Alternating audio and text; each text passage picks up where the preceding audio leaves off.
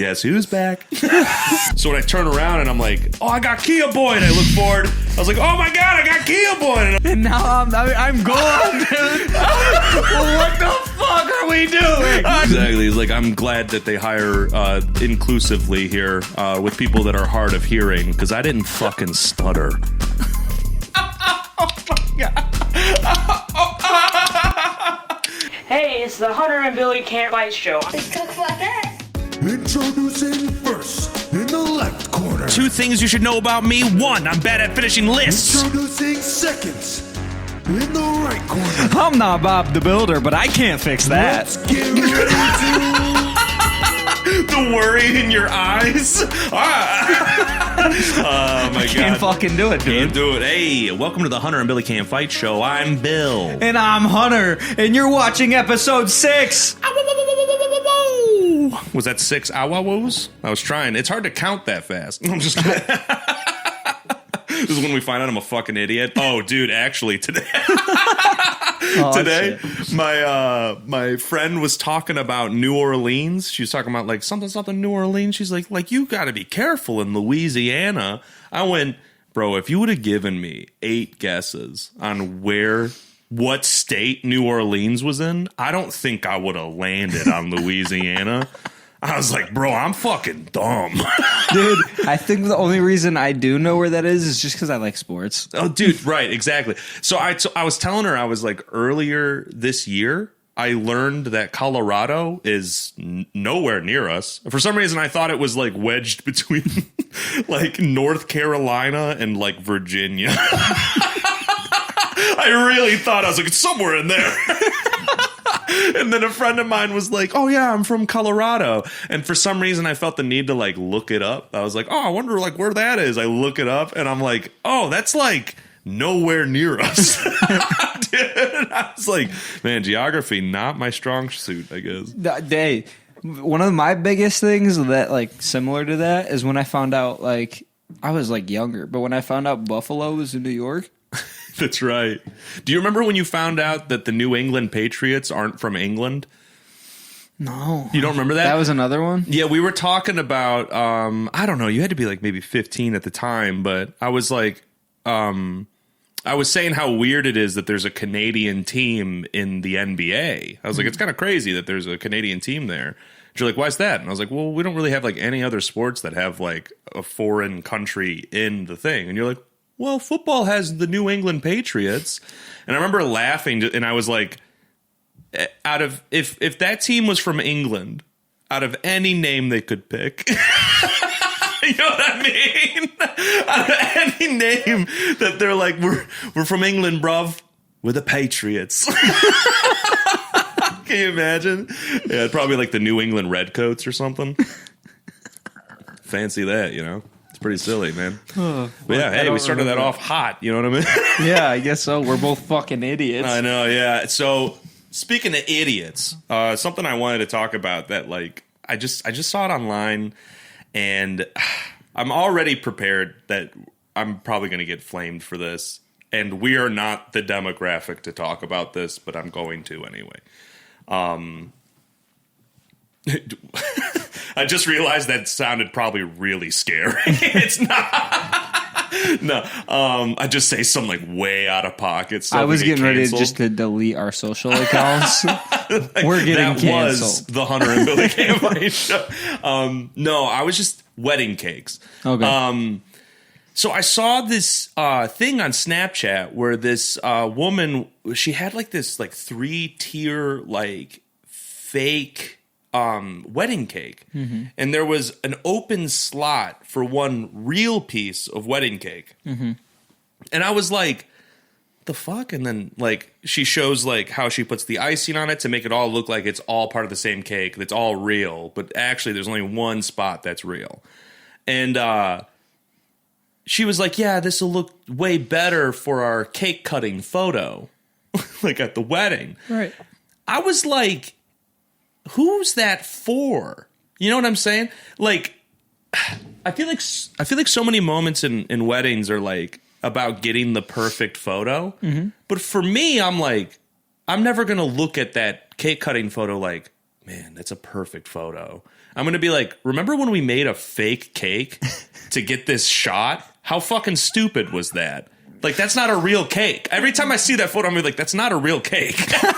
It's like, and I thought like, that's like when people, like film at concerts. You're never going to watch that shit again. You're never like, man, I'm feeling down. Let me go check out the Drake concert that I have from 2013. Get the fuck out of here, dude. That's a big problem. Everyone lives in the moment. Yeah. And instead of like actually being present, they just want to make sure they have this moment in their pocket. Which like I can say I do that, but like not to a great extent. Concerts, not so much. Right. Concerts, I might just get some pieces. Like when I went to the MGK concert, you best believe I filmed him zip lining off the Brown Stadium. That was fucking sick. Yeah. But like I can say I'm very bad at that at wrestling shows. Because you never know what's about to happen. That's fair too. If I see someone go on the top rope, my phone's out. Yeah. But there's something cool about getting, I'll say from that, that's cool. Like that's a unique, because you can obviously watch it again, like when it airs, right? Yeah. Or record that. But you got a unique view of that. But I don't make the same argument for concerts only because, like, maybe sometimes I'll take, like, a quick video of a concert or something just to be like, oh, I want to remember that he played this song, or, oh, I want to remember where I was. But the people that, like, are, like, on YouTube and they're, like, Better Now by Post Malone, full song, and it's like, your birthday that you're better now. Copyright. And everyone's like, and you just hear like this girl go, you're better now. And you're just like, God, why? It's got like 4 views. She's like, yes. Or when you see people record a whole concert on YouTube. That's what I'm saying. Yeah, and it's like the Garbaggio most fucking thing. But yeah, I don't know what your stance is on fake wedding cakes. I tell it to my girlfriend. I tell it to my girlfriend. She gets it. Oh, she goes, oh, no, it makes sense. Oh. I'm like, what are you talking? Who is that for? It's for the women. I guess I don't get the brain chemistry of it all where, like, I understand, like, looking good in photos and things like that, right? But, it's the age-old, like, like, pretend that you're taking photos of me because I asked you to, right? So you're taking these photos of me? And then I do this, I go, okay, now get a candid one. The photo. Oh my God. And that's the ones that they post. I fucking hate that. When I see that across the way, I'm like, she's not even having fun. Just kidding. It felt cringe to even fake that right there. I'm sorry I made you participate in that. It did. Hell yeah. I mean, dude, it's okay. Let me not say it's for the women, but it's just like I think everyone just wants that perfect wedding. Yeah, for sure. So it's like, and not only that, but like, let's be real, a 3-tier perfect cake is probably going to cost you a pretty penny. Yeah. So not only that, but why pay $800? That's just a crazy estimate. Yeah. For a 3-tier perfect cake when you could pay maybe $100 for a fake cake and then just the bottom half is what you're cutting into. Because you're just going to mess it up. That's fair. I guess my brain, I would just be like, if we can't afford like a really sick cake, we'll just not have one. You know what I mean? But I also feel like cutting a sheet cake from like Walmart, I'd be like, well, this is our fucking wedding, dude. I'm what cool is with this? that. My birthday party with a bike? No, this is your fucking wedding. She doesn't know how the brakes work. I'm like, oh no, lightning struck twice. Oh, my friend was telling me, by the way, this is like on a kind of a different wave. Did you have anything else to say about that? I was gonna, what were you going to say? I was going to say Riley trying to cut the cake. And she's like, Help me! Dude, yeah, check out episode 5 her if you don't hand know what is we're just talking doing about. this. Just fucking bumping. Oh my God. My friend was telling me that she like was talking to this guy, and you know, she had like this really like, I don't know, she had this moment, like she prays a lot. And I'm not like a religious guy. I'm not going to say shit about religion. Don't even do it. I won't do it.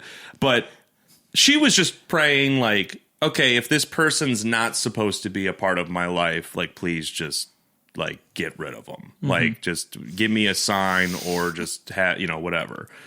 Don't you fucking do it. Dude, so he ended up ghosting her, all right? Nothing crazy. But of course, my brain goes to, imagine that guy got hit with fucking lightning. I thought you were going to say some shit like that. Like, he dies in a dramatic car accident. Yeah. He falls down a sewer. I know. His body is like mangled in the shape of her name. You know what I'm saying? I was like, when she was telling me that, I like kind of started sweating. I was sweating with you telling me. I was like, man, I better stay in this chick's life forever. Lest I get struck with lightning. Hey, listen, I know I shouldn't bring it up. I just told you not to. Okay. But I'm not religious either. Okay. But let me just say, I had one of the most calming experiences ever. Okay. When your friend, our friend Jeff, said a prayer for me, and I joined him. It was like one of the like my favorite heart-to-heart moments ever. Wow. He's just such a good guy. Yeah. And the calming over me as we just were there together. That's awesome. It was man. fucking sick, dude. Like that sounds awesome. The flip side of that, like, is when you're at like a friend's house and you're having dinner and all the plates are down and you're like, well, and you like already got a fork full ready to go, and they're like, should we say grace? And you're like, yeah. Yeah, we could do that. I've never had that problem. Oh, you've never had that happen? No. Oh, dude, like this is a hilarious example of that. How we met. Don't tell me. Exactly. Dude, Really? his family, like, whack. Right? I would never have guessed that. No, yeah. Super whack. And his dad's, like, stereotypical, like, biker piece of shit, honestly. Like, not, okay, whoa. Bikers aren't pieces of shit. He's a biker, comma, and a piece of shit. Another controversy. No, I'm just kidding. Yeah, we better be careful. So, yeah, a person we both know. Yeah. One of the first times, like, I stayed at his house to have dinner. So I grew up, like, pretty poor. We never had, like, fried chicken. Right? So I'm at his house. He buys this huge fucking bucket of fried chicken. And that was, like, the dinner for the family. And so I sit down, and I don't know shit about chicken. So I just assume, like, the skin is, like, all you eat. So, like, because it's the tastiest part, right? So I basically skin 3 entire things, and then there was, like, this giant pile in the middle of bones. And I would just throw perfectly good meat into this scrap pile. And at the beginning of this dinner, like, he had us say grace, which I was, like, very unfamiliar. Like, I was just unfamiliar with it, and I was like, oh, okay. And I just put my head down, and I was like, I don't know. You know what I mean? And so finally he was like, dig in. I'm throwing, you know, meat onto this thing, not knowing any better. At one point, he notices, like, the meat, but he has no idea who put it there. And this dude's dad is like an abusive piece of shit, you know. And he stands up, slams his fist on the table. He goes, who the fuck is throwing good meat in the middle of the fucking pile? And I freeze. And I'm, like, holding this, like, thing with, like, all this meat still on it. And I'm like, who's to say? You know what I mean? No, I don't think I said anything. And then he was like, is just skinned. Dude, yeah, exactly. He was just like, basically, like, then he just started yelling about how ungrateful his fucking family is. He's like, I work my fucking fingers to the bone. You guys don't even eat all your fucking food. And he's like popping off. And I'm like, I'm a guest. Please don't kill me. You know what I'm saying?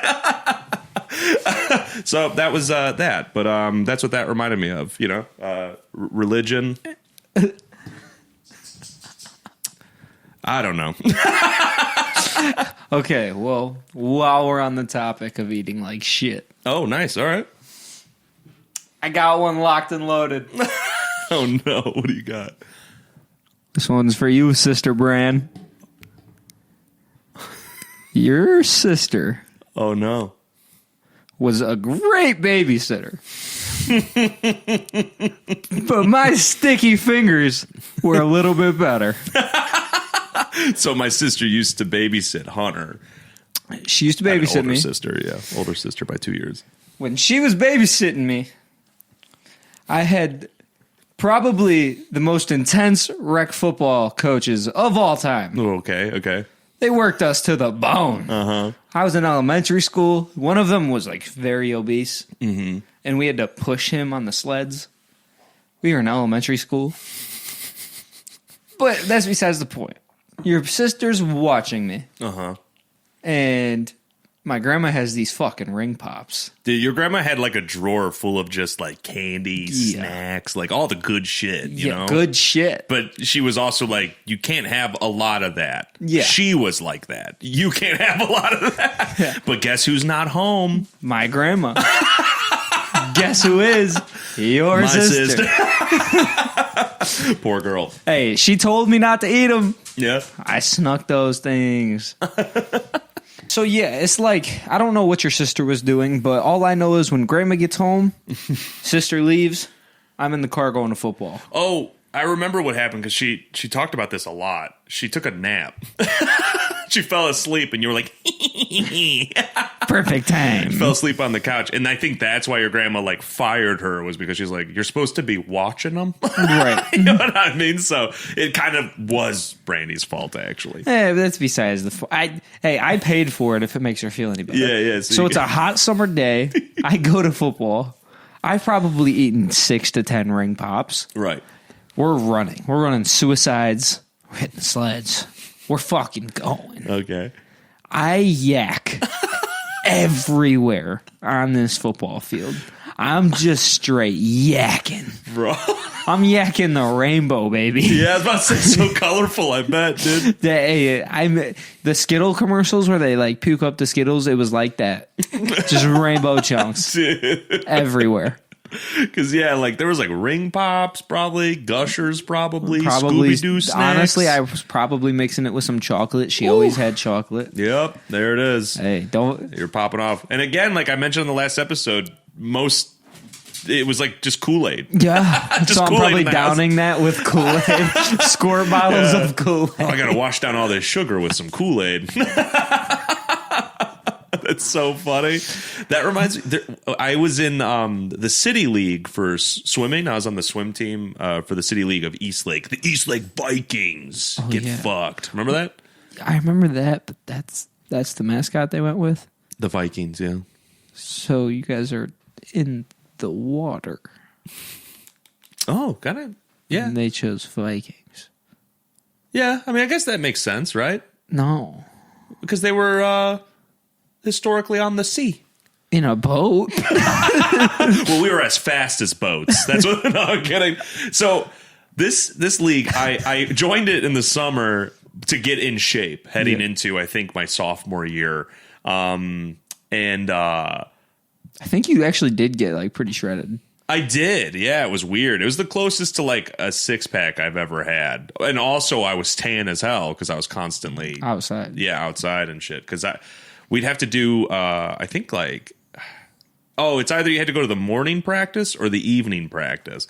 But I went also thinking that they would like kind of teach me how to swim. They did not. They did not. They were like, yeah, you just freestyle stroke. You go from this end to that end. And it was like all age ranges. So there's like kids like swimming circles around me.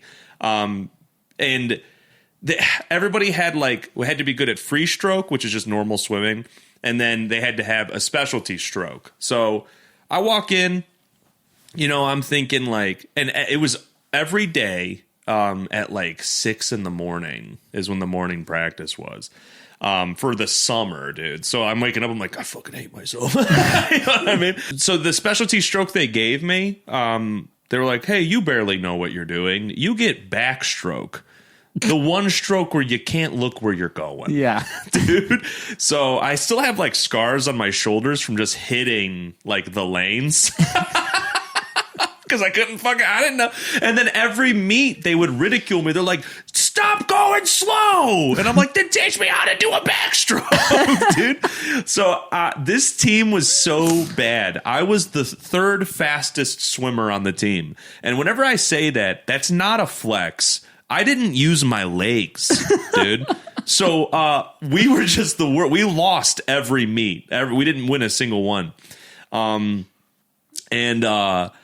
That's what I wanted to talk about. They had this challenge like twice every season, one at the beginning, one at the end. They call it the Gatorade Challenge. And basically what it is you swim a lap, so you go to the end of the pool and back, and then you chug a mini Gatorade.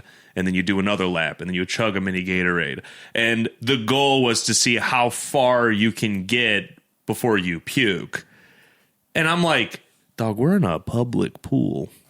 And like, say I'm like halfway through a rep, I'm not going to be like, and I got a yak, I'm not going to be like, let me hold it. You know what I'm saying? Hey, they got to clean it. I know, I guess you're right. Yeah, dude. So I was like, they were like, yeah, you going to participate? I went, no. Owned by the YMCA, cleaned by the YMCA. I know, fuckers. And that's like child abuse. Yeah. We want to make these kids puke. I know. That was literally the goal. They're like, until you puke. Not if. They were like, you go until you puke, and they had like a record of like 7 or something like that. The highest someone got was 7. I'm like, the fuck? But yeah, I remember I got a nickname. So there was like a day where I couldn't go to the morning practice, so I went to the afternoon practice. And right before I went, I had pizza.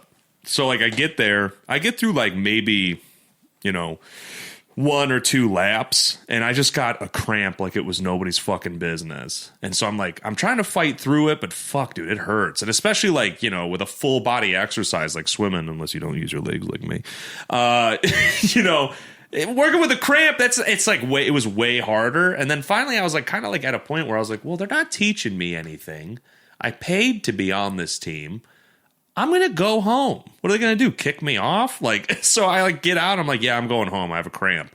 They're like, oh, you're quitting because of a cramp? And mind you, my coach was like 300 pounds, and I was like, yes. I was like talking about it. I was like, I got things to do. I'm taking the day off. Mm-hmm.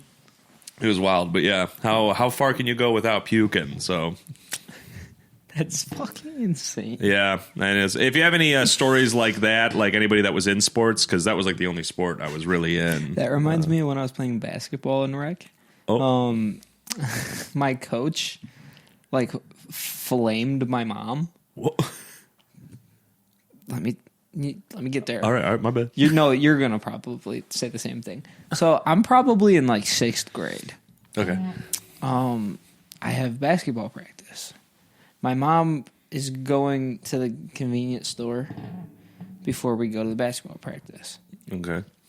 She comes out and has a Venom energy drink for me before basketball practice. Oh shit. I didn't think anything of it. Uh-huh. So I go into basketball practice, ready to go, ball in hand, bag, basketball shoes, Venom energy drink. Oh my god, okay. My coach reamed me out. Oh my god, really? He threw it away. Well, he's like, we can't have performance enhancers on. Well, he was like, you shouldn't be fucking drinking this. You're in 6th grade. It's an energy drink, and you're about to work out. Like, There's no reason you should be drinking this while you're playing basketball. Damn. You're like, if anything, this is the time to do it because this is the strongest my heart will ever be. Fair enough. I'm kidding. But yeah, he ended up like talking to my mom. Wow. And it wasn't very good. Dude, it's so funny. When I think of your mom, I only exclusively think of that birthday party where it was like a pool party. It was at the outdoor YMCA, and they didn't pre-plan like the meal. Like they pre-planned the meals, but they didn't call anybody. Yeah. So we just stopped at a McDonald's. Your mom's, he was just boyfriend at the time. Mom's now her husband he walks into this McDonald's and says, "I'll take 100 McDoubles."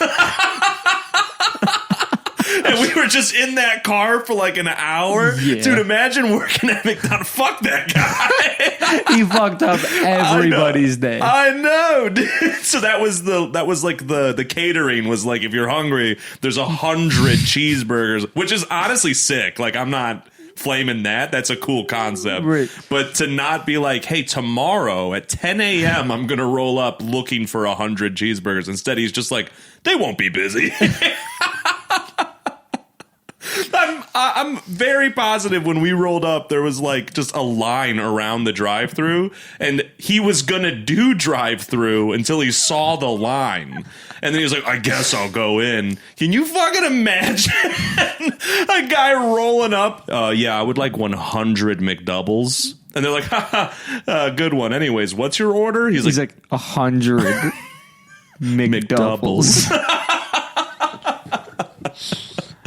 That wasn't a joke. Exactly. He's like, I'm glad that they hire inclusively here with people that are hard of hearing, because I didn't fucking stutter. Now 100? go make my fucking McDoubles. I got a party in the car. I know. Got a bunch of hangry children ready to wait in this hot summer car for a full hour. And then hit the drop slide at the outdoor Y. Dude, I mean, you got to give it up to him. I mean, that's for sure. Bro, that thing. Y was actually kind of sick. It is. And I think we did like 2 parties there because they also had like outdoor putt-putt. Mm-hmm. And basketball courts. Basketball court. Dude, yeah. Tennis courts. I'll say that, man. Your mom nailed your birthdays. For Yeah, sure. she did. Yeah. And then they had like that rock climbing wall where you'd like climb it, hit the top, and then you jump off the wall into the pool. Do you remember the one year that we were there? I was trying to like pick up the lifeguard. Is that when you... Do you remember that at all? Is that when you hit her with the Titanic pickup line? Yeah. Well, it was the Pearl Harbor line. No, it was the Titanic for sure. I remember it like the back of my hand. Oh, what was it? Because I had 2 that just had to do with tragedy, but It was like I yell iceberg, you go down. like the Titanic. Yeah, something like that. Yeah. Let's play Titanic. Because the other one was, let's play Pearl Harbor. I'll lay down and you blow the shit out of me. Do you remember how we got to my birthday party? No. We're in a fucking minivan. Okay. Loaded to the brim. Dude, yeah. I do remember now. My mom is blasting Crazy Bitch by Buck Cherry. This is my first time meeting her, too. She's singing it to you. To me, because I had to sit in the front because I was the oldest kid by 5 years. She's hitting hills because we are in Perry. We are flying in the backseat. I know. She's gripping my chest going, the way you fuck all night. I'm like 12 years old. I'm like, scratches all down my back, you get all right on. I'm like... Wrapping your seatbelt around you a second time. I know. Because it was literally Buck Cherry and M&M's Without Me on repeat. Yeah, because we hit another hill. She's like, 2 trailer park girls go round the outside. I was just like, God damn. Guess who's back? But yeah. That's my mama. Dude, do you remember? Oh, did you have a story from that at all? Or was that it? I was going to talk about so basically, like, I thought we were going to die. Yeah, you like talking about like you die, like thinking you're going to die in the car. I forgot all about this until recently. I was trying to think of like things to talk about on the podcast, and then I remembered. Oh, that time Hunter and I went to Cedar Point because this year we had season tickets and we didn't go one time. Yeah. Hey, we still have those. Is it still open? I don't fucking know. Probably not, right? Not. Yeah. I think it closes after Halloween. Yep, probably. So we're screwed. I mean, we'll have them next year. Oh, is it 2 years? No, my mom does them every year. Oh, cool. Okay, yeah. This basically Hunter's mom's husband had like a work event, and they were like, "Hey, bring however many people you want to Cedar Point. Like, you know, we'll pay for the tickets, we'll pay for blah blah blah. Like, we'll pay for everything, and you'll get like drink packages and all this stuff." They had food catered. Yes. So, Hunter's mom invited a bunch of people. And I was one of them. And basically, I was the only one invited, like, for you. Like, it was like me and you versus everybody else. Everybody else. Which that car ride, yeah, dude. Yeah. That car ride there. The car ride back was bad. Oh, yeah, I'm with you. I'm saying, yeah, the car ride there. Oh, my God. I think, did we fight with my stepbrother?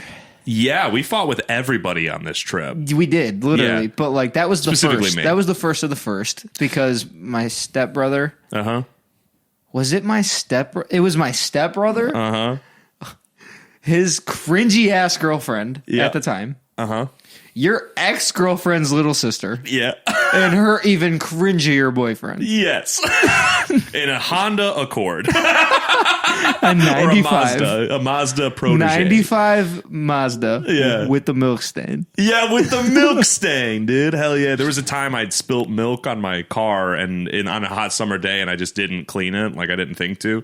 Came back down like an hour later, and there was just a constant paint, like, spot on that car. So we would call it the Mazda with the 95 Mazda with the milk stain. Or 98, yeah. 98 Mazda with the milk stain, yeah. So, like, we were talking about you in a car thinking you were going to die. So we went to Cedar Point, we had fun, and now we're leaving Cedar Point. And because of some crazy situations that happened, it's me, you, and your mom in my car. And, you know, after all of this bullshit happening, like, your mom is reluctantly in the car with me and you because certain people refuse to be in my car. Now, it's storming like crazy, and we just got news that a tornado touched down back at home. And now we're heading home. So we're basically driving into a tornado storm to get home. Yeah. And as we're driving, like, the weather is getting way worse. Really windy. Yeah, my poor little Mazda, 98 Mazda with the milk stain is, like, weaving because of the wind. Hunter is a mess. I'm freaking the fuck out. Dude, he's freaking at the time, I'm like, why the fuck are we driving towards the tornado? And what? You're probably, 12 at the time? 13. One of the two. You're 12 or 13. And you're like, why are we driving into the tornado? And me and your mom are trying to explain, like, well, we're just getting home. We're kind of following the storm. It's leaving the way that we're driving. So we're kind of chasing the storm is what we're explaining. And you're like, I'm not hearing it. No. I hear tornado by home. We're going home. So turn this car back to Cedar Point. Dude, so this is what happens. Okay. All right. This is what happens. You start, like, connecting dots, and you're like, wait, a tornado touched down in East Lake? Your mom goes, yes.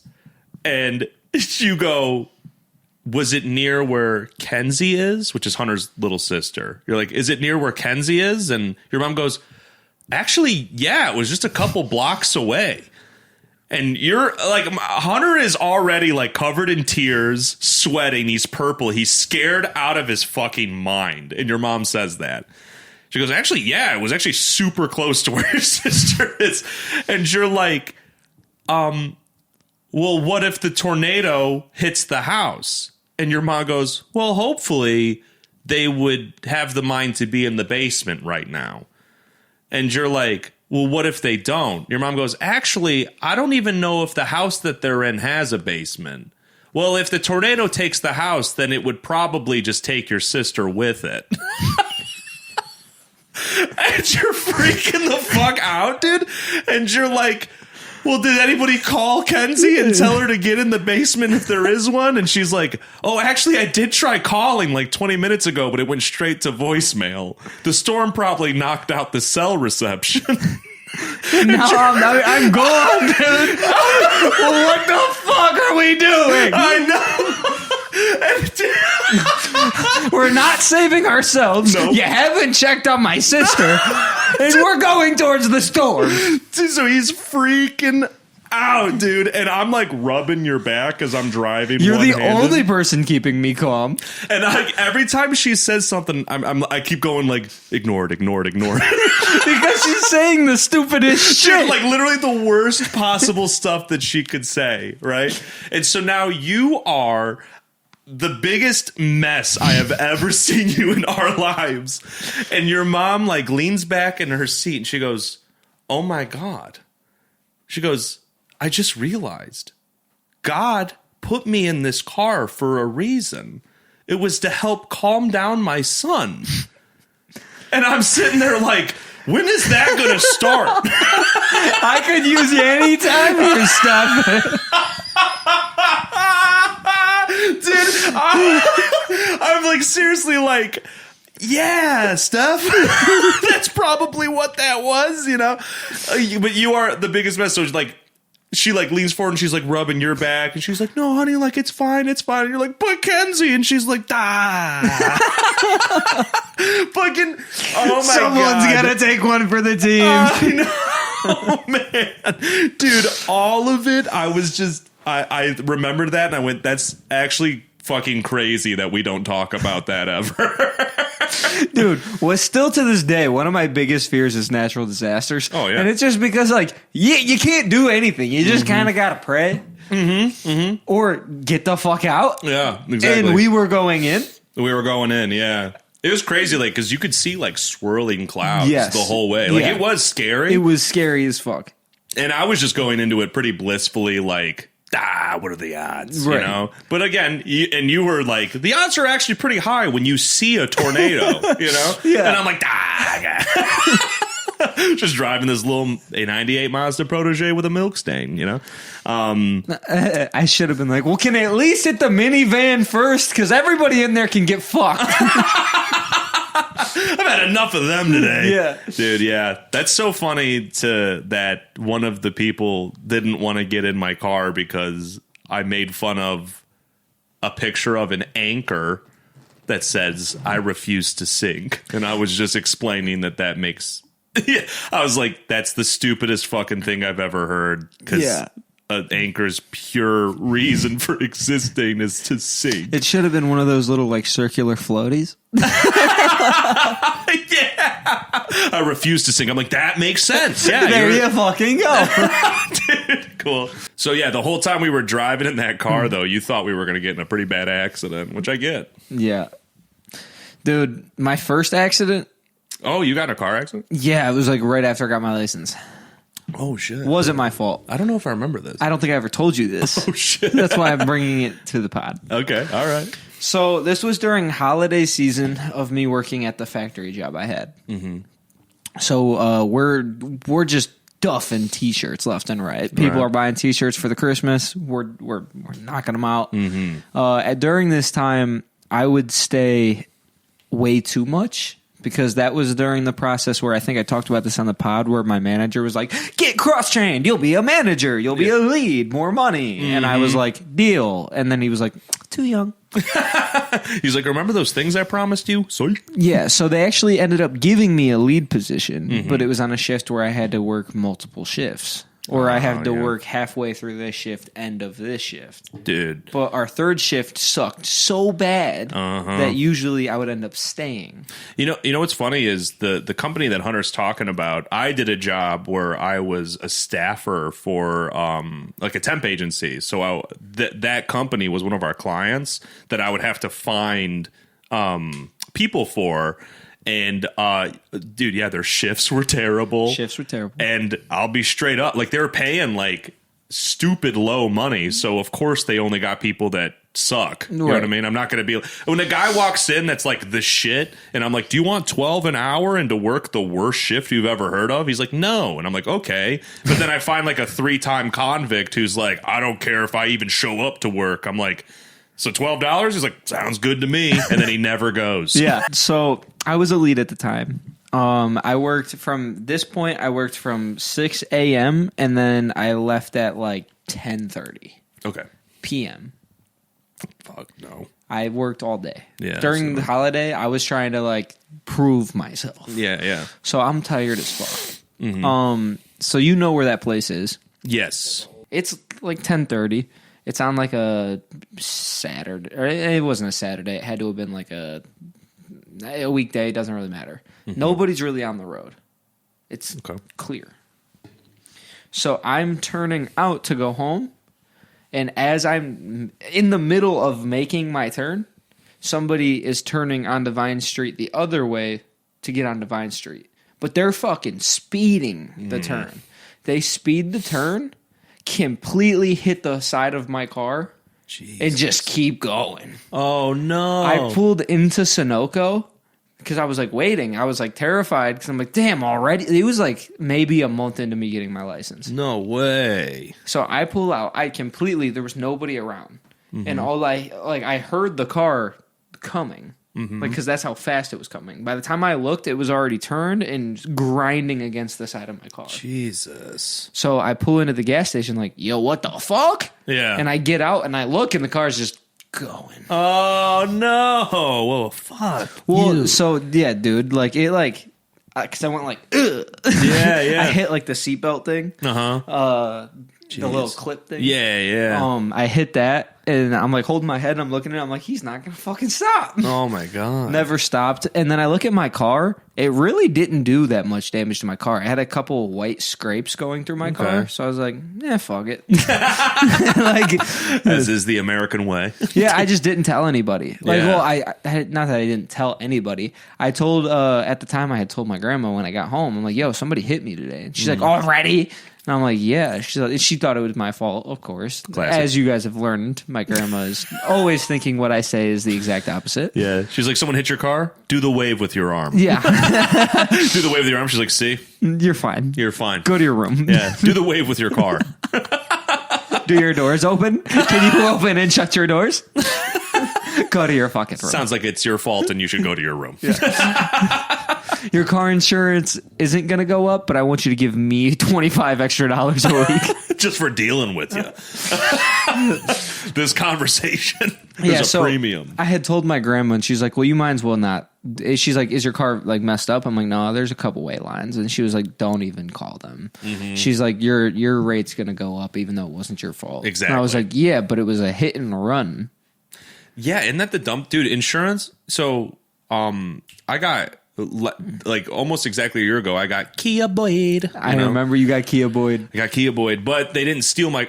Sorry, I always say that assuming everybody knows what it is, and then every time I've said it, people are like, "What's that?" So basically, it was found out that Kias can be stolen with nothing more than a flathead screwdriver and a USB cord. So it started this trend called Kia-Boying, which basically you break a window, get in the car, take off like the ignition, and then you just use like a phone charger to start the car, and you have full control of the vehicle. So it was the week of Christmas last year. I walk out, and dude, it was so funny. Like, I was running late to work, and I would do laundry at my mom's on Mondays. So I was parked in the street. I was in Lakewood, which is like a nice neighborhood. And I'm like running down the street with this like bag of clothes, and it's winter, you know, it's cold as shit. There's snow everywhere. So I'm like bundled up. I'm running with this clothes hamper. I get to my car. I'm moving so fast because I'm late for work. So like I unlock my car. I open the back door. I throw my clothes hamper in, close the back door, get in the driver's seat, and I'm like, why is it so fucking cold in here? And I like look behind me, and I just see broken glass all over my back like seat, and like my window's shattered, and I'm like, oh, and I look forward and I see that the ignition is completely disassembled, and I went, I got Kia-Boyz. But what happened was, I guess they were like they fucked up, like when they like ripped off the ignition, they shattered like the whole starting system, so they couldn't start it. So now I can't even like move the thing. Called the police. They show up. It turns out that they were like, yeah, you're the 12th person. There were 12 Kias like broken into last night. 11 of them gone. You're like, you're the only one that isn't gone. And I went, oh, hell yeah. And he goes, actually, buddy, you're going to kind of wish that they just took the car. He's like, because insurance right now, to cover this up, like they're just paying full price for the car. He's like, now, like, because you have it, you're about to be in like a really annoying fight with your insurance. And I was like, can you guys just take it? oh my. Yeah, exactly. I just slide him a 20.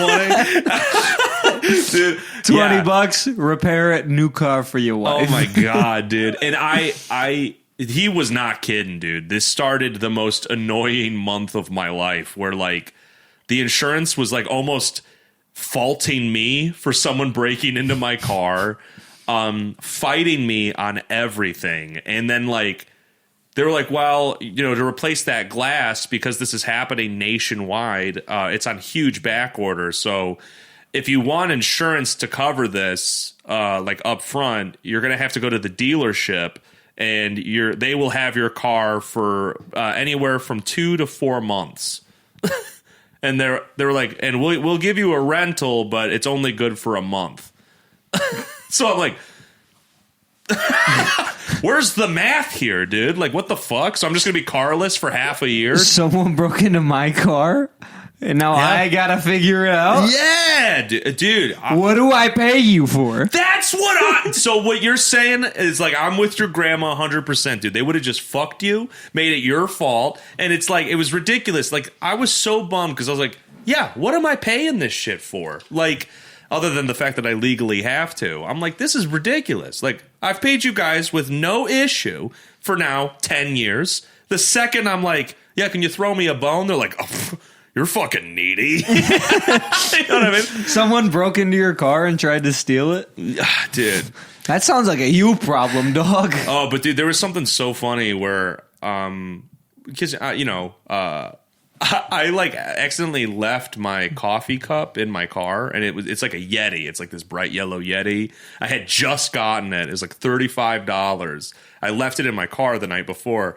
So when I turn around and I'm like, oh, I got Kia-Boyz, and I look forward, I was like, oh my God, I got Kia-Boyz. And I was like, wait, did they take my Yeti mug? I looked down and the Yeti mug's still there. I went, fuck yeah, dude. They left your basketball too. Yeah, didn't they did. Yeah, there's a basketball in the back seat. I was like, we take those, dude. You know what I'm saying? It's like, and then yeah, started the Pull most. down the little sun thing. My CDs are still here. They're like, they just write trash on it. No, dude, yeah. So I get a rental, and you know, they're like, I rented a sedan, and somehow Enterprise like fucked up my thing because it went through my insurance. So they fucked it up. They sent me to the wrong location. So when I got there, they're like, yeah, we don't have any sedans. All we have is trucks. So now for the next 3 weeks, I'm driving this huge fucking truck. And I was like, I guess it's cool in the winter. But now I was like afraid of crashing it or getting it, you know, anything damaged on it. And I had to drive like 40 minutes to work every day. So now you're getting fucked with gas. Dude, the gas fucking destroyed me financially. Like I was like, and also I like that job paid me nothing. So it was like, dude, it was just L after L, and this is all on the week of Christmas, dude. I was like, this is a fucking joke. Hey, dude, my last 2 Christmases, both weeks before Christmas. Okay, so the first year, so 2 years ago, I found out I had COVID 2 days before Christmas. Wow. And then last year on Christmas Eve, I was super sick and I tested positive for COVID. So the past 2 years, I've had COVID on Christmas. You got to stop doing whatever you're doing late December. You're like, hey, it's my annual tongue kissing party. I'm like, huh? So this year, it's November now. So this year, I'm just like, please. Just let me go see my family. Exactly. Yeah. Unless somebody has, you know, prayed for you to not be in their life. And you come down with the plague. My body's going to be in shambles and it's going to just be mangled into COVID-19. It always comes back. Cool. Oh, earlier when you were talking about working weird shifts, that reminded me of when I worked third shift at Circle K. Mm-hmm. And there's a bunch of stories I could tell from that time because that was like very weird. Working third shift at like, it wasn't a gas station. It was just a convenience store.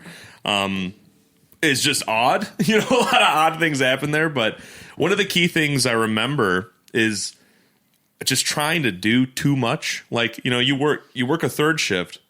And at the time I was like, oh, I can do like anything after work. You know what I mean? I was like, I don't know why I thought that. But so there was this time that I got invited to star in a student film. Do you remember this at all? No. I don't know if I ever even told you about it. They wanted me to be in their movie because they saw some of like probably the YouTube videos we made. I think this was around Shorts Ship a Kid time, which is a video that Hunter and I made. I think this is around that time. They saw it. They were like, this is such high quality. He can act. Let's like put him in this movie. Right.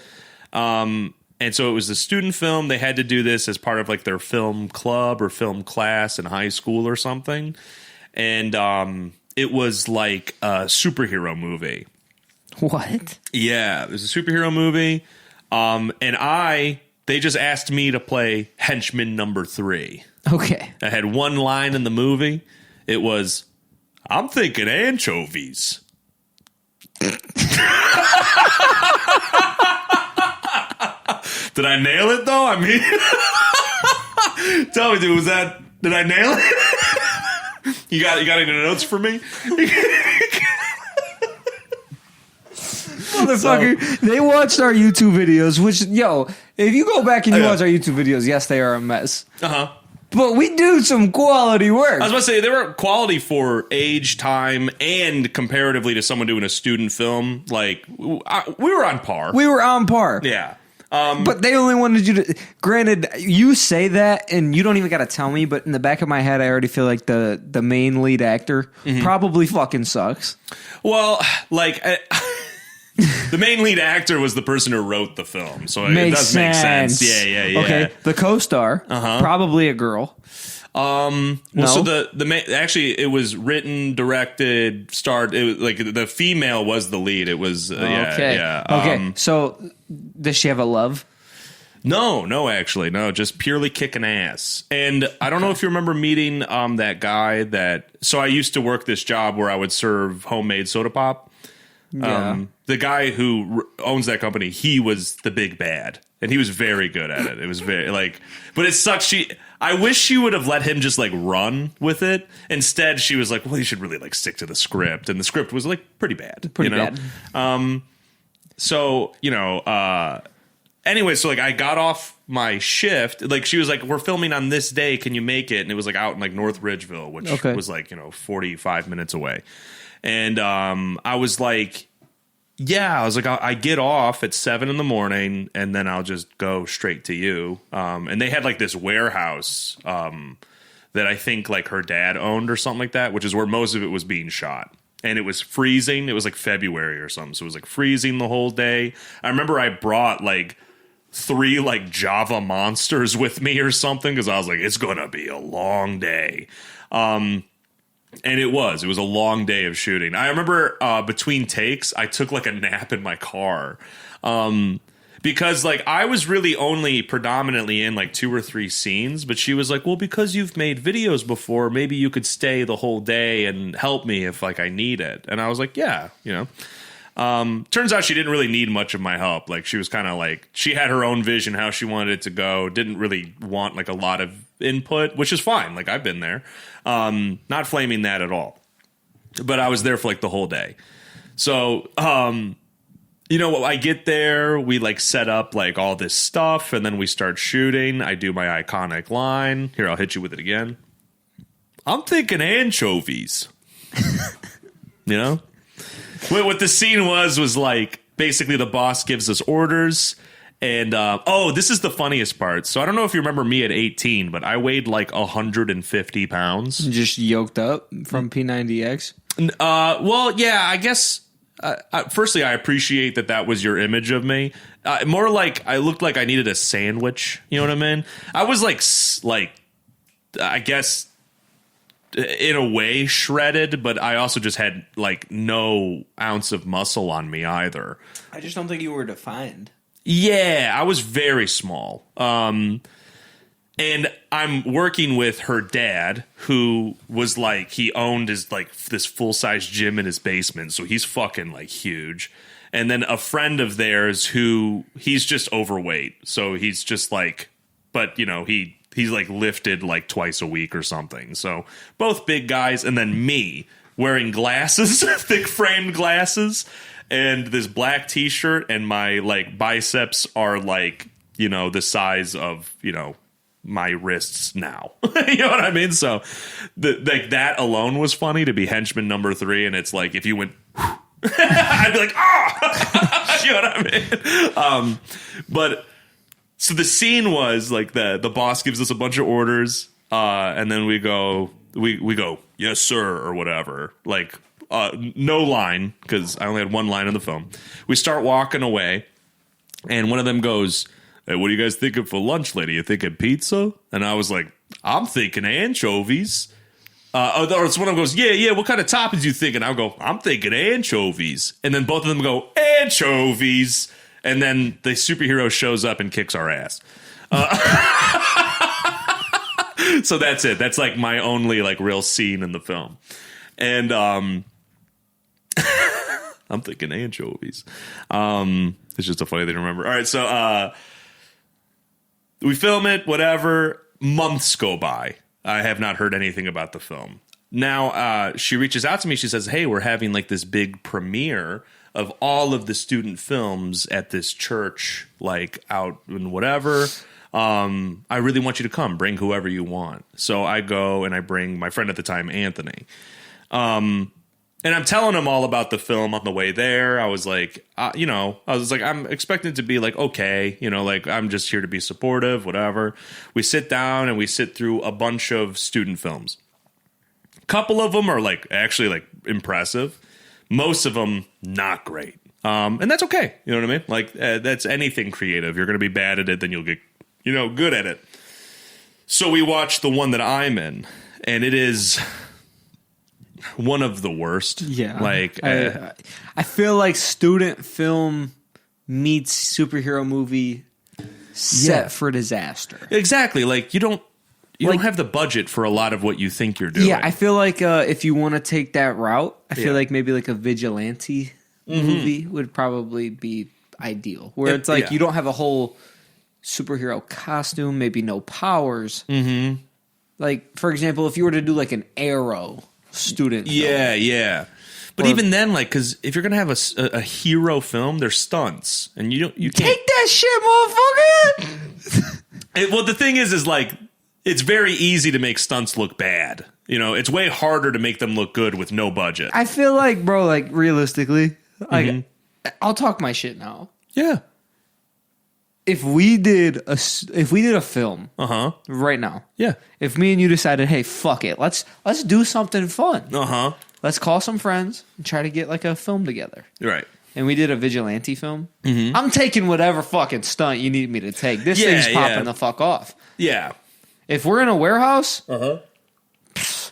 slam me through some pallets. I'll flip on the concrete. Yeah. Do whatever you need to do. But you've also like trained and practiced as a wrestler, like, you know, versus like you have to think of like a normie who's like, pretend to punch me in the face, you know? It doesn't work. Bro, I'll let you punch me in the face. No, I'm saying you, yes. I'm saying the normal person that's like, well, I want to write a vigilante film and I want there to be stunts and I think I can do it. And then they just can't. Like, they, you know, they get punched, they go, oh.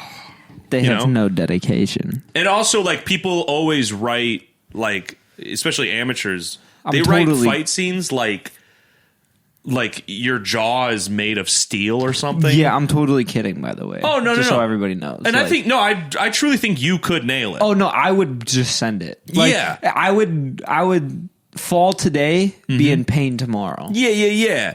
Like, people always do, like, the big fucking, like, punches and stuff like that. Like, things that just look bad on camera. Right. They don't, you know, especially if you haven't studied how to do, like, stunt work.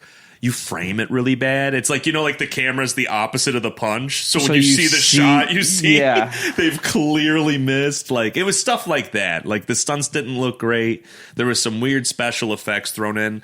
And I don't think it was a superhero film. I think it was a vigilante film. Like, the girl is the boss's daughter, and she finds out like he's this big bad, and so she decides to take him down. Okay. I think. But yeah, then there's like things like throwing, like, I don't know. I heard this quote that I thought was actually really cool. So there was a new Spider-Man film that came out. It was fan made, and it's terrible. It's called Spider-Man Lotus. It's really bad. And a lot of it was like sort of being sold on like these big like CGI things. The issue was like a lot of the shots looked bad. And I was watching this guy review it, and he's like, who went to filmmaking school. And he's like, the biggest thing that people don't do is they plan for things outside of their budget. Like, you know what I mean? He's like, because the movie starts with a car chase, and it looks terrible because he had to CGI the whole thing. Right. He's like, yeah, just take that scene out. Don't write a car chase scene in a film that you can't do it. I feel like with stuff like that. Sorry, I actually looked up the movie. Yeah. I feel like with stuff like that, you have to like, why don't you do a scene for whatever is after the car chase, and you show you like getting back from the car chase. Exactly, yeah. You have to like work around. Yeah, that stuff. write the film for things you can do. And it's also like if you're making a fan film of Spider-Man, Yeah. we've all seen Spider-Man. Yeah. So if you say there's a car chase, we can picture the car chase. Yeah, you have yeah. to give the fans credit. Yeah. So, so all that, so we sit down. It's one of the worst films out of them all. And it was like cute, and the whole time I'm watching it, I'm thinking like, okay, like she values my opinion. She saw our stuff, thought it was like quality, and then was like, I can do that, and made something, right? Which I thought was cool. So the premiere's done. Like, all the families go up to congratulate their children and blah, blah, blah. Dude, I did not read the room at all. Dude, I didn't read it at all. This is like, those moments where you like, some nights you just think about it when you're in bed and you go, oh, Yeah. this is one of the top ones for me. Oh no. Dude, I walk up to her meaning super well, but walk up to her with like all this sort of like confidence, and I say, her family's all around her. They're like rubbing her back, like saying, good job. Like, you did that. That's a thing you did, which is the correct thing to say. I walk up and I go, hey, like, I was like, all of my first videos were bad too. So like, as long as you keep doing it, you'll get better. Everybody falls really quiet as the first thing I say to her is not congratulations or good job. It's, hey, your movie sucked. As I say that, Keep swinging, slugger. I know, dude. I walk up, I say that, and the whole area falls completely quiet. Her dad is looking at me like pissed off, understandably. I'm still not reading the room at all, as I'm like confused why the vibe just drastically changed. And I now realize like the error in what I just did. And I look over to Anthony for help, and he just looks at me and he goes, why would you say that? And I go, oh no, I meant like, nobody's going to nail it their first time. And I'm just saying worse things. And then finally I was like, I just mean congratulations. Thanks for letting me be a part of it. I'm glad I got to see it. Have a good night. And I left. As soon as we're out of that church, I went, my fucking God, dude. I was like, could you have not helped me at all, dude? And he's like, no, that was like just a ridiculous thing to say. And I was like, I know that now. Yeah, I don't think there's anything he could have said. I know, right? Ah, man. I'm still pissed at him. No, I'm just kidding. Can you imagine? But yeah, that was that time I was in a fucking student film. Dude, I'd love to be in a film. It was like cool to like be a part of something where I can kind of just show up, do my thing, and then leave. You know what I mean? I've never had that before. You'll have, if this blows up, I'm making a film. Oh, yeah? Should. I'm going to get all the boys together, and we're going to make a motherfucking movie. That's crazy. I'm going to write the script right now. Oh, yeah? No. Okay. Well, I might actually try that. I would love to try that. Yeah, it could be fun. Yeah, for sure, dude. Yeah, Damn. make some wild shit, break some hearts. Break some tables. Bro, I remember watching this movie with somebody one time. And I remember, like, it was one of those movies, dude, where, like, I didn't think I was going to like it because it was a drama. It was more like something that I thought was going to be, like, kind of like a girly kind of movie. Okay. I watch it, and I remember by the end of, like, middle of it, I was like, this is actually really good. And then by the end, I was like, why the fuck did you make me watch it? It had, like, the worst ending ever. Oh. It was like, there's this couple from when they were young in high school. They're together. They're high school sweethearts. They have a horrible breakup. The girl moves on and ends up getting with a new guy. She gets married. She has kids. Her new husband's a piece of shit. They end up reconnecting. And now this girl is like, oh, my husband's a piece of shit. Maybe I was always supposed to be with him. And then, like, I remember towards the end, like, they, like, finally get together. And the guy she finally gets with from high school, he gets shot and dies. And then the ending is he gets shot and dies. But then her kid has, like, a condition and needs, like, a new organ. So they take it from the dude. And now it's in her kid. Oh. Movie over. Whoa. I was just like, why did you want to watch this? Holy shit. The whole movie, I didn't even want to watch to begin with. I start getting into it, and now I'm rooting for this guy. Yeah. He gets the love of his life back. And then he dies. And then just like, could use his liver, though. Dude, that guy's life sucked. Game over. Real, dude. Dude, that's crazy. Dude, I was pissed. Oh my god, dude. I watched a movie recently, and Hunter and I have kicked around the idea of possibly doing commentary tracks to films. It's something that I would really like to do. If you guys would have any interest in that, like, you know, leave a comment below or leave a like on the video, or, you know. But anyways, it's this film where this chick just randomly, when she's like a teenager, she just turns invisible to everybody. And then, you know, when she gets older, like, basically she can't, like, interact with anybody. Nobody can hear her. Nobody can see her. So what she does with that is she just starts taking, like, she basically becomes like super TMZ. Because she, like, takes pictures of celebrities because they don't know anybody's there. So she catches them at their worst. Yeah. And then releases it to the press and makes money and whatever. Which, why does she need money? Don't fucking know. You could just steal everything. Yeah, nobody sees you. And, like, the things that she interacts with, it's not like they start floating or, you know, she can't even, like, bang on a table to get attention. So it's like, just take the fucking food. You know what I mean? Like, so I know they go to great lengths to explain the invisibility-ness and where it ends. And it's like, it's just like a superpower. So basically, she takes pictures of this MMA fighter cheating on his wife, who his wife is Megan Fox. And the guy who plays as the guy is, he's the main actor in Reacher. That big fucking handsome dude.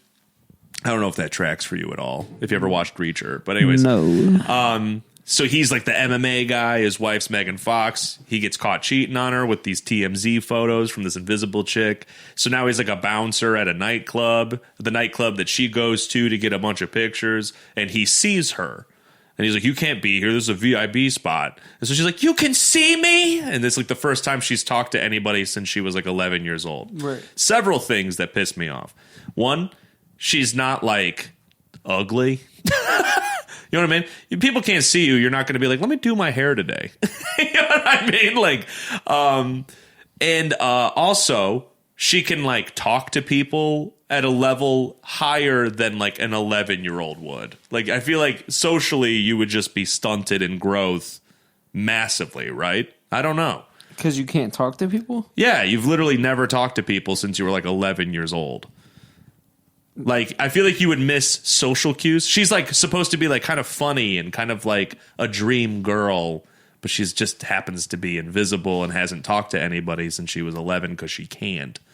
That's fair. You know what I'm saying? It's weird. Yeah. I think that maybe I'm reading off. too much into this shitty movie, but no, the whole point, they literally back-endedly like destroyed the entire plot to their movie while making the plot to their movie. yeah, that's what I'm saying. I'm like that would piss me off. yeah.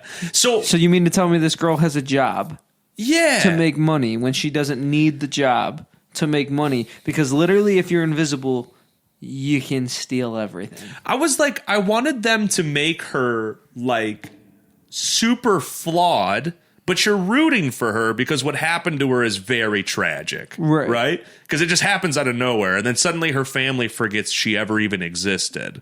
So now it's like, not only is she invisible and can't see or touch or interact with people. Did they ever explain why that happened? Basically, no. Like like I think they allude to she accidentally shifted dimensions or something because her mom was really sick and loved kaleidoscopes. So let's not get to it. No, just kidding. That's where I pull away from the conversation. I'm like, stop. No, Kaleidoscopes are cool. Dude, so she like, but what they did was they make her like super sick. Like she's like, why wouldn't anybody fall in love with her? They just make the things happening to her very tragic, but she's cool. And then this guy who can see her, they end up having like a thing, you know? And then he becomes a successful fighter again, and he wants to get back with his ex-wife. And she's all like, okay, I guess I'll just disappear, you know? And like, then eventually at the end of the movie, they get back together. And it's like, at no point was I rooting for the dude because he like cheated on his wife. And then he blames her for ruining his life. And so the plot becomes like, she's like, maybe you can see me because I'm supposed to fix your life that I ruined. And I'm sitting there like, you didn't ruin his life. You know what I'm saying? Like, homie made grown man decisions that ruined his life. And now you're like, I think I want to fuck him. I think I want to start a relationship with the guy that the only thing I know about him is that he couldn't commit to a relationship. And that's the movie. So, you know, and then at the end, everybody can see her. Hold on. You said at the end? Mm-hmm. So for a little bit, only he can see her? Yes. Could you imagine dates? Yeah. He's just by himself. Dude, yeah, exactly. Exactly that, dude. Yep. It's something. The whole movie. He'll be like walking and talking with her, and then it'll show cameras from like, or like shots from other people's viewpoint where it like looks like he's just talking to nobody. And it's funny because I'm always like, movie, I get it. Like, she's invisible. You know what I'm saying? And then I also imagine when you said they got together and then his MMA career starts getting good again. Yeah. I imagine she's invisible, so she's in the octagon. She's in the octagon and she fucking grabs the dude's arm when he pulls back the punch. She's like, what the hell? That dude's like, flying knee to the face. That dude's out cold. He's like, damn, this guy hits faster than I can even see. That is really funny. That's such a great concept where at no point would he be like, he basically just makes her like his social media manager because, you know, she's like, I'm good with computers because it's all I can do, you know? But I'm like, that would be so much funnier if he's like, oh, you could give me an edge in the ring because literally nobody can see you. They start fighting. Groin kick. I know. He's like, how'd this guy hit me in the groin? He's on the other side of the octagon. That's fucking so funny. That's a way more interesting concept. That I would be so much happier with that. That'd be so good. To be like, the plot of the movie is, yeah, I tragically turned invisible when I was 11, but now I'm a professional fighter.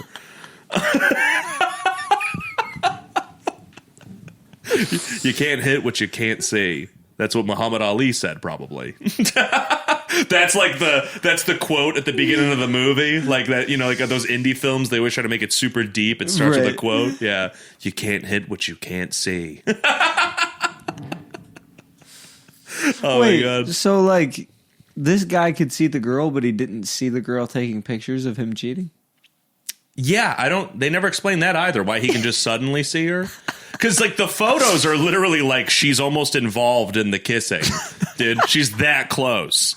Like, All right, it's a threesome, but he didn't know. You know what I mean? He goes to his bucket list, it's crossed off. He's like, when did that happen? I think I would know. I think I would remember that. But yeah, that's that movie. I can't remember the name of it. I don't want to know. Yeah. But I was thinking, yeah, we'll do it. Like, if we were going to do a commentary track, it'd be, I would love to do that movie. List. That's yeah, on I'm the down list. for that. Well, I think that about wraps it up, buddy.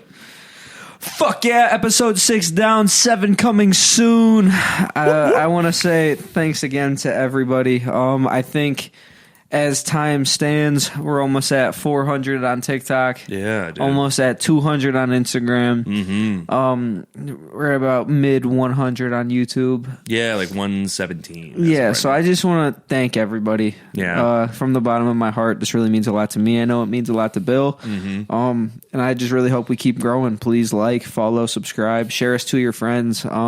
We really love doing this, and we really want to keep pumping out content for you guys. We really enjoy doing this. Absolutely. And yeah, as like a final reminder, we're really, we're new to the space. And so, we forget to ask for help a lot. Truly, like the stuff, subscribe to the stuff, whatever you can do, especially for free. I would really appreciate it.